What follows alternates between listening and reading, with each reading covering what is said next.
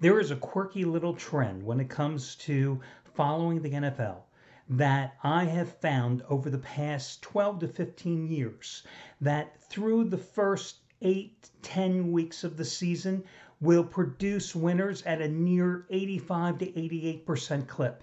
And you're going, oh my God, Al, you've got to give me the secret to your success. And I'm telling you, this is like money in the bank. But there is one little catch. Well, first of all, here's the trend. If you can pick the straight up winners of games, you're going to find that over the first 8 to 10 weeks of the season, they are going to hit at around an 85 to 88% clip. Don't worry about the road favorites, the road underdogs, the home chalks. Don't worry about the pandemic. Don't worry about any mitigating circumstances. The straight up winners are going to cover at around an 85 to 88% clip. They do it year in, year out. Now here's the catch.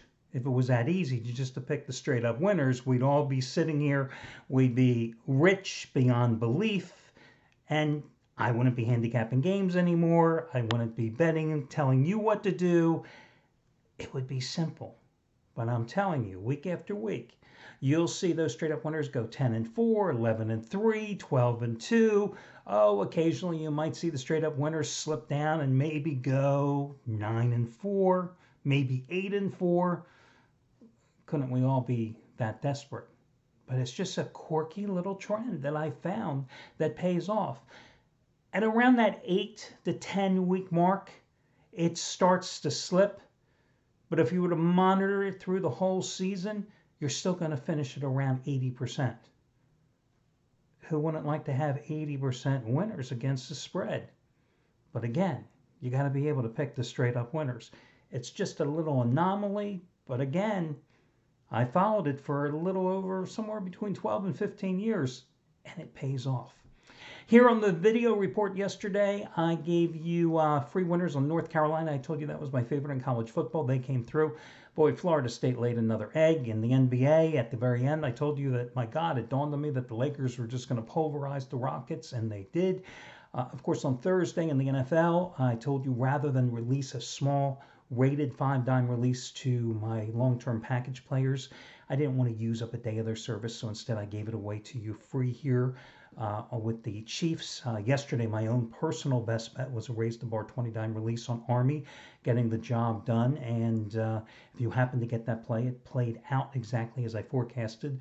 The Black Knights ground attack, 436 yards, I think, and they had a time of possession of 36 minutes. And that win and cover by a 30-7 score against UL Monroe. Let's get to your complimentary plays today. The first game I want to talk about is going to be the game between Philadelphia and Washington. Now, listen, the Eagles have a lot of injury problems.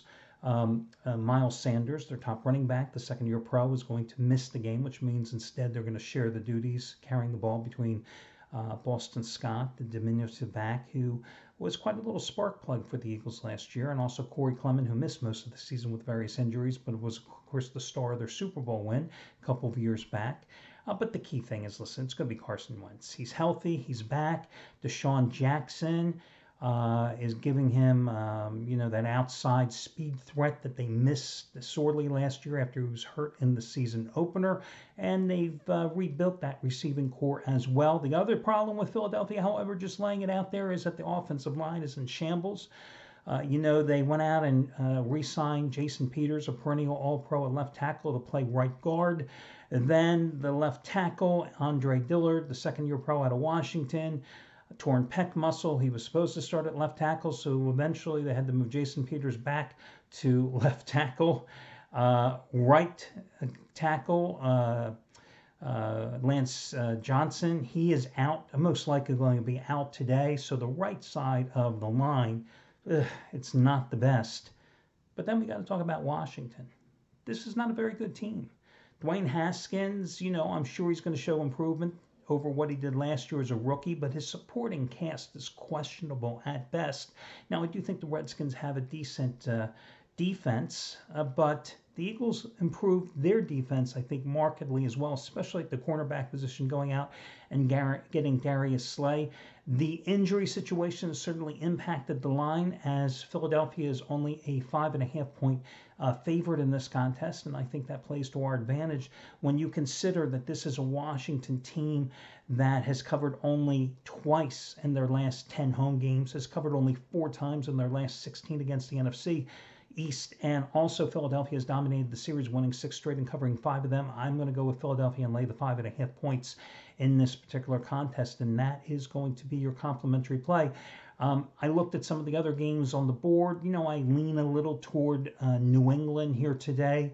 I'm not concerned that Miami went in there as the 17-point underdog and won last year in December. Different teams. And I think that Cam Newton will play well in that system for the Patriots here today, or for this season. Other games I like here today, I looked at that Raiders game in Carolina. Yes, it's a little bit of a concern that the Raiders are going to be playing at 1 o'clock. But, you know, I look at this Carolina team, you know, when you have a new quarterback, a brand new coaching staff with Matt Rule bringing in Phil Snow as defensive coordinator from Baylor, bringing in Joe Brady from LSU to be the offensive coordinator. You got a new quarterback. I much rather would have what the Raiders are bringing to the table with an established quarterback in Derek Carr, with Josh Jacobs, the second-year running back, going out and getting Henry Ruggs to be their number 1 guy at receiver.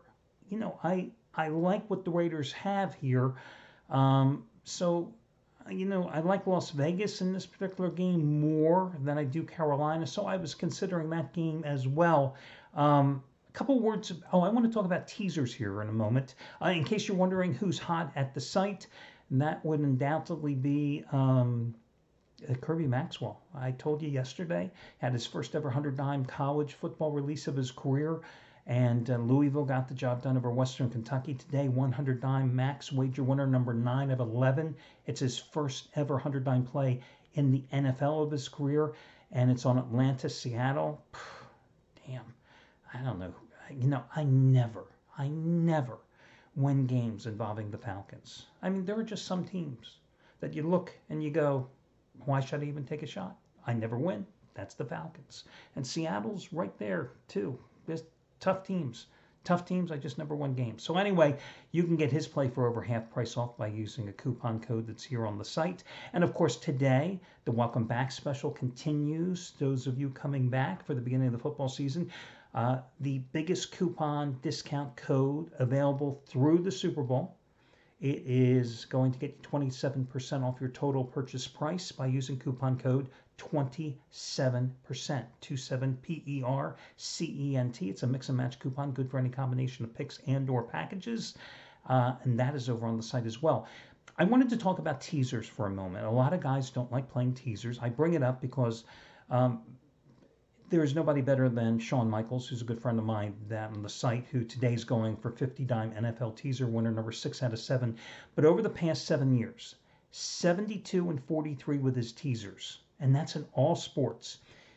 He, like I, share an affinity for teasers. Teasers are not sucker bets, as he says, and I agree with him.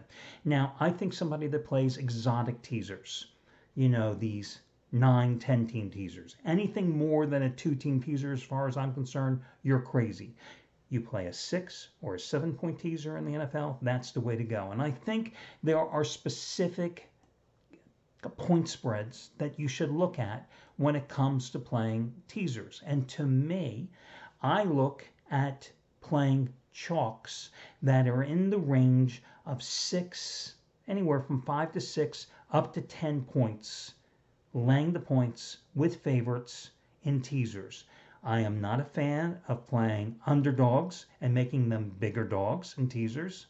Not a fan of doing that. I'm not a fan of playing more than a 2-teamer. I like playing those prohibitive favorites and making them at a field goal or less to simply win the game. So, for example, today I like Philadelphia, 5.5-point favorite. I'd play them in a 6-point teaser and just say, I like the Eagles to win the game, right? That's a perfect teaser team for me. I like New England today. Do I like the Patriots at home minus the 7 points? I'm a little iffy there. Do I think the Patriots can win the damn game outright in a 6 point teaser or a 7 point teaser? Yeah. So that would be a team that I would consider playing in a teaser situation. Would I take Las Vegas, however, minus 1.5 on the road at Carolina and suddenly make the Raiders a 5.5 point underdog or 4.5 point underdog? Absolutely not. That is not a teaser situation. I looked at the Packers Minnesota game. Would I take the Packers, a 2.5 point road dog, and suddenly inflate them up to a 7.5 or 8 point dog? No. To me, that's not how you play teasers. Again, to me, two teamers, 6 or 7 points. Take that favorite anywhere from 5 to 10 points. Take them down to around a field goal or less. If you like that team to win the game outright, well, that's what you're saying. All I need them to do is win the game outright by a field goal or less. And they win by just that field goal and you're laying 3 points, you walk away with a push, and that teaser is negated. That's my teaser philosophy. Good luck, guys, and talk to you again tomorrow.